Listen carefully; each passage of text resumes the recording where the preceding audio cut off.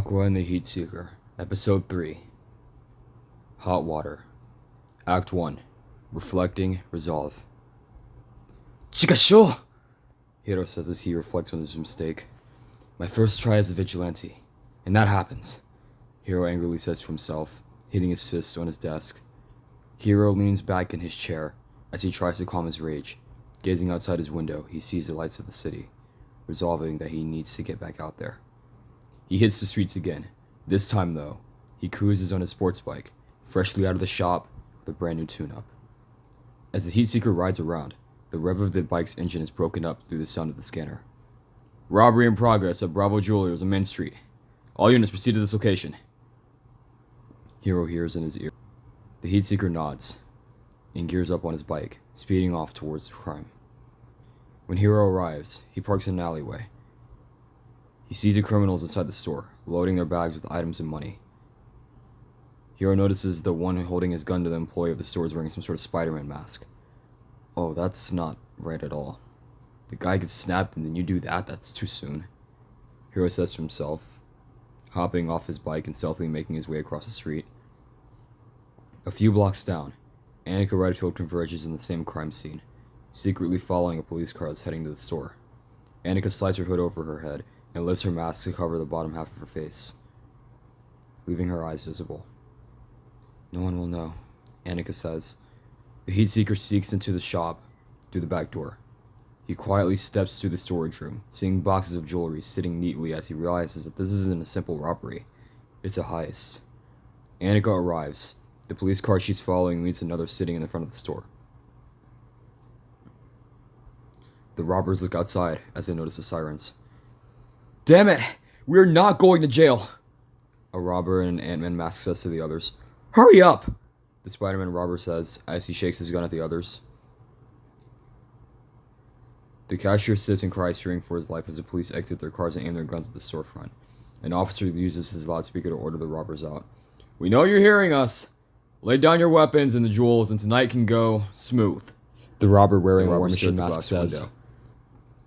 Damn you all! He swings a little raggedy duffel bag onto his back and raises his gun before unloading some rounds into the glass, shattering it all and attacking the police. The submachine guns fight with the noise of the sirens as Hiro makes his move. The police can't get an open, as the other two robbers join in the barrage. The store clerk takes the opportunity to run out the back, passing by the Heatseeker, who slowly but deliberately walks forward into the main room. Glass lays all over, and Hiro readies his blowtorches. Just as the gunman stops to reload, the Heatseeker blasts two of them in the back of the head with his blowtorches, incapacitating them both. However, as he starts to move toward the third, he gets noticed by the police. Freeze! They yell. Act 2. Meet up. The Heatseeker grabs the last robber, but as he hears freeze, he stops, his face being one of annoyance. Shiken ni naru! He yells to the police, and the robber uses this opening to pry himself away from Hiro. He raises his gun, but right before he can shoot, one of the officers takes a shot, incapacitating the criminal. Another officer glares at him.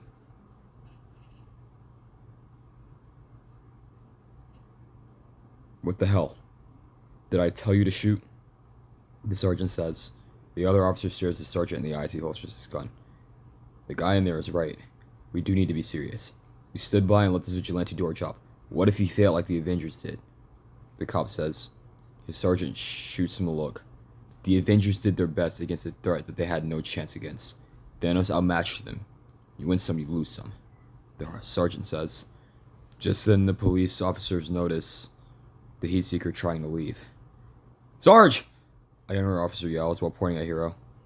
Hey, we did not say you could leave! The sergeant yells as he unholsters his gun and makes his way across the street to the store. The Heatseeker runs to his bike as he exits the back door. Hiro almost makes it. However, he gets knocked on his back by the very clerk he just saved. What the hell? Hiro yells as the clerk walks toward him. You're helpful now, and I'm gonna nix you before you fail people, the clerk yells, before suddenly he's blasted back into a wall by a gush of water. Hiro sees this and squints his eyes as he sees a masked and hooded woman dressed in blue. She walks toward him. Get on your bike and go to 25750 Novi Road, she says, retreating back down the alley. Hiro looks back at his bike and runs toward it. Seconds pass, and as the police finally make it to him, Hiro takes off on his bike. Hiro arrives on Novi Road, at the address he was sent to, a large brick building that was converted into an inner-city science lab facility. He stops his bike and leans against the handlebars as he fidgets with his gloves. "Hey," a familiar voice says. It was the girl who saved him. She tells him to come in, and Hiro gets off his bike and heads inside. The door locks behind the both of them as the woman tells him to follow her. "Who are you?" Hiro asks her as he walks behind her. "Nice try," the woman says with a smirk as they make it to a white door. Using a key reader, the door opens and the two of them walk in, the woman telling Hiro to lock the door behind him as she pulls off her hood and half mask.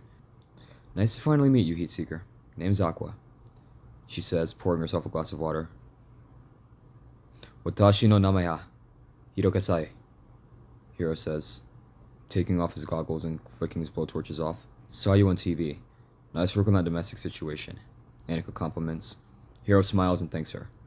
"Thank you for the save earlier," Hiro says to Annika. "Yeah, no problem.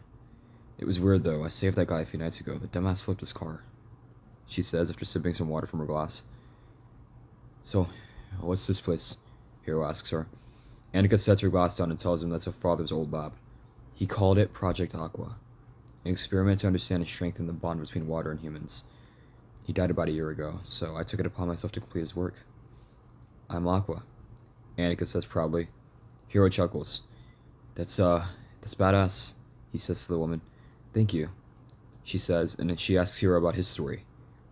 Hiro crosses his arms and leans against her counter as he starts to talk.